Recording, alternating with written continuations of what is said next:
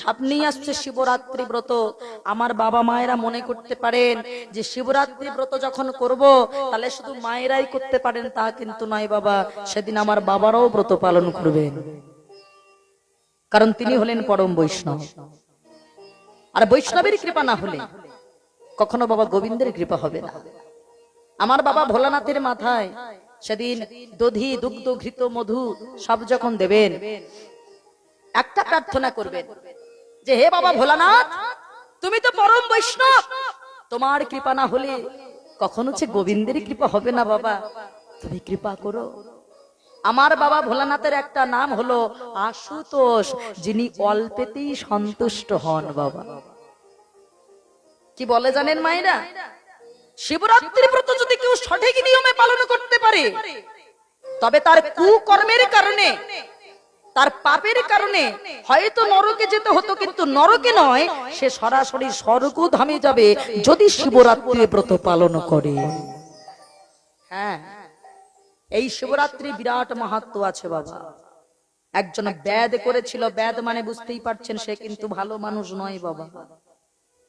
সারা দিন রাত পশু প্রাণী হত্যা করে বেড়ায় সেই বেদ, যে শিবরাত্রি ব্রত করে স্বর্গধামে পৌঁছেছিল। হ্যাঁ বাবা, যার বাড়ি ছিল বেনারসে, সারা রাত্রি পশু প্রাণী হত্যা করে, ভালো করে শুনে নেন মায়েরা, শিবরাত্রি ব্রত পালন করলে কত ফল মেলে। যখন গভীর বনের মধ্যে দিয়ে চলেছে, বেদ ভাবলো যে আমাকে নিশ্চয়ই এবার অন্যান্য পশুরা আমাকে আক্রমণ করতে পারে, আমার কাছে কাঁচা মাংস আছে, এক্ষুনি বাঘ সিংহ কেউ না কেউ আমায় ক্ষতি করতে পারে। তাড়াতাড়ি একটা গাছের উপরে গিয়ে উঠেছে অন্ধকার রাত্রিতে। গাছটা কি গাছ জানেন? বেল গাছ। আর এই বেল গাছের তলায় ছিল শিবলিঙ্গ। বুঝতে পারিনি, গাছটায় উঠতে গিয়ে শিবলিঙ্গের মাথায় পা দিয়ে বাবা গাছটাই উঠে গেছে। হ্যাঁ, শুধু ভোলানাথের কৃপাটা ভাবুন বাবা। যেই না উপরে উঠে গেছে, ওই বেল গাছের উপরে উঠে বাবা গাছের ডালগুলোতে যে কাঁচা কাঁচা মাংস যেগুলো সারা দিনই ধরে মৃগয়া করেছে, সেইগুলো গাছের ডালে ডালে বেঁধে ঝুলিয়ে রেখেছে। সেই দিনটা ছিল শিবরাত্রির রাত। হ্যাঁ, দেখবেন এই যে সামনে শিবরাত্রি আসছে, ওই সময় দেখবেন বাবা হালকা হালকা কুয়াশা সৃষ্টি হয়, হয় না? কারণ এতটা ঠান্ডা তখন কিন্তু থাকে না, একটু গরম ভাব আসে, কুয়াশা কুয়াশা পড়ে।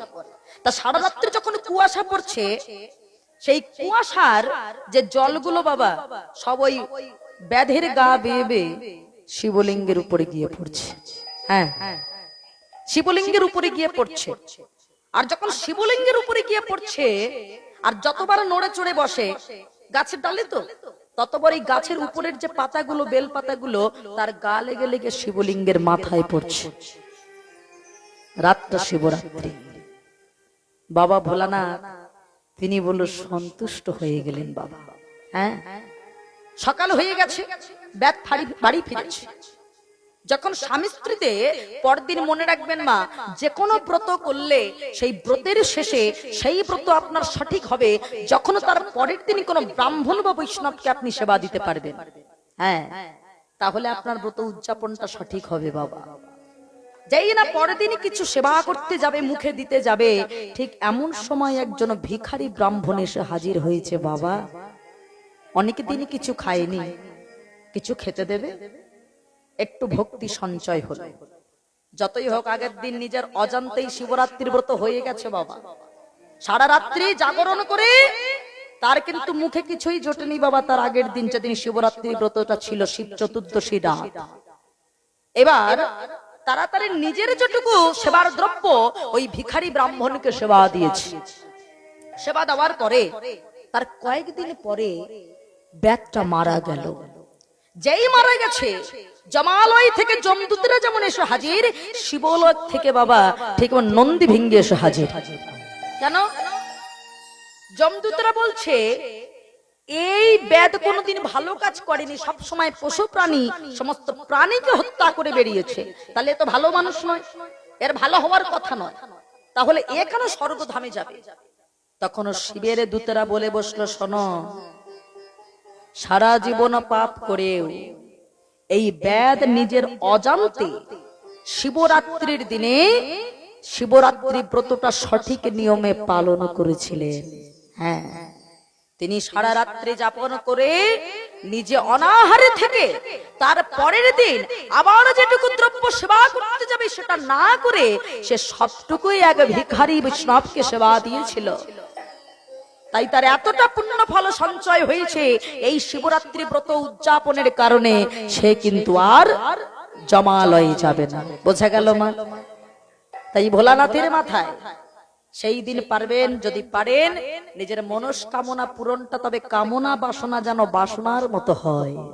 তিনি পরম বৈষ্ণব, যে হে বাবা ভোলানাথ, তোমার কৃপা পেলে আমরা গোবিন্দের কৃপা পাবো, তুমি কৃপা করো। তাই মনে রাখবেন, বেলপাতা যেটা মাঝখানের যে পাতা, সেইটা হলো আমার শিব স্বরূপ, বাম দিকের পাতাটা হলো ব্রহ্মা স্বরূপ, আর ডান দিকের পাতা হলো বিষ্ণু স্বরূপ। এই বেল পাতা যদি ভোলানাথের মাথায় দেন, ভোলানাথ বড় সন্তুষ্ট হন। মায়েরা, সাধু গুরু বৈষ্ণবের চরণে আমাদের মাথাটা নত করতে হবে।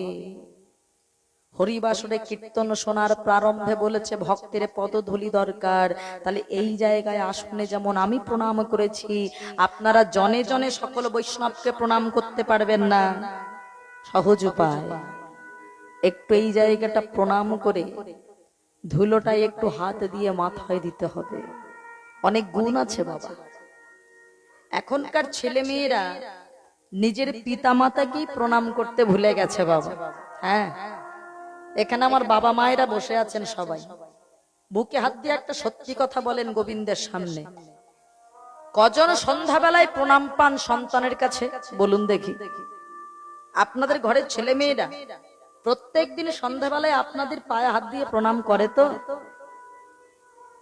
মাথাটা হ্যাঁ হয় না বাবা, সব সময় নাই হয়। আমাদের ছেলে মেয়েরা আমাদের বাবা মায়ের পায়ে হাত দিয়ে প্রণাম করে না, তাহলে বাইরের যারা সাধুগুরু বৈষ্ণব তাদের পায়ে হাত দিয়ে প্রণাম করবে, এটা মানা যায় বাবা? অসম্ভব। মাথাটা সব সময় উঁচু করে চলা মানেই সে উঁচু নয় বাবা। যে মহৎ ব্যক্তি তার মাথা নিচু থাকে। জগতে সবাই যারে বড় বলে সেই বড় হয়, নিজে বড় বললে কভু সে বড় নয়। হ্যাঁ, এর প্রমাণ মহাভারতের যুধিষ্ঠির শিক্ষা দিয়েছে। প্রত্যেকটা মহাভারত আমাদের শিক্ষা দিচ্ছে বাবা। যুধিষ্ঠির কুরুক্ষেত্রের যুদ্ধটা যখন দুদিন বাকি ছিল, ঠিক সেই সময় গিয়েছিল কোথায়? ও মাইরা, কোথায় গিয়েছিল? দুদিন বাকি গিয়েছিল বড় মার কাছে, গান্ধারীর কাছে প্রণাম করেছিল। কেন? দুর্যোধনের মা মানে তো শত্রু। প্রণাম করেছিল, বড় মা আমাকে একটু আশীর্বাদ করবে, যুদ্ধের তো দুদিন বাকি, আমি তোমার কাছে এসেছি একটু আশীর্বাদ চাইতে। দূর হয়ে যাবার চোখের সামনে থেকে। কেন এসেছিস সেখানে? জানিস না? জানিস না তোরা 5 ভাই হলি আমার শত্রু, আমার 100টা ছেলের সাথে তোদের 5 ভাইয়ের যুদ্ধ হবে, কেন এসেছিস? বড় মা, তুমি শত্রু ভাবলেও আমি শত্রু ভাবি না। কেন জানো? তুমি আমাকে দূর দূর করে তাড়িয়ে দিতে চাইছো, কিন্তু সবাই বলে যারা সংসারে জেঠিমা হয় তারা নাকি বড় মা হয়। কি গো মায়েরা, তাই তো হয়? তার মানে তুমি আমার মায়ের থেকেও বড়। জানো বড় মা, আমি আমার নিজের মাকে এখনো প্রণাম করি। আমি তোমার কাছে এসেছি একটু আশীর্বাদ নিতে। বড় মা, তুমি আমাকে শত্রু ভাবলেও আমি তোমায় ভাবি না গো। বড় মা, তুমি আমার মাথায় হাত দিয়ে একটু আশীর্বাদ করো না। তুমি তো চাও তোমার 100টা ছেলে যেন বেঁচে থাকে, আমরা 5 ভাই যেন মারা যাই, ওই আশীর্বাদটাই করো। বড় মা, আশীর্বাদ করো ওই কুরুক্ষেত্রের মাঠে যুদ্ধ করতে গিয়ে যদি আমার প্রাণ চলে যায় আমার দুঃখ নাই, তবে এ জন্মে যেমন আমি কৃষ্ণ ভক্ত হয়ে বেঁচে আছি, আগত জন্মে যেন আমার কৃষ্ণ ভক্ত হয়ে জন্ম নিতে পারিনি। তাই গৌর হরি বল। মায়েরা যত বড় পাষাণী হোক বলেন তো,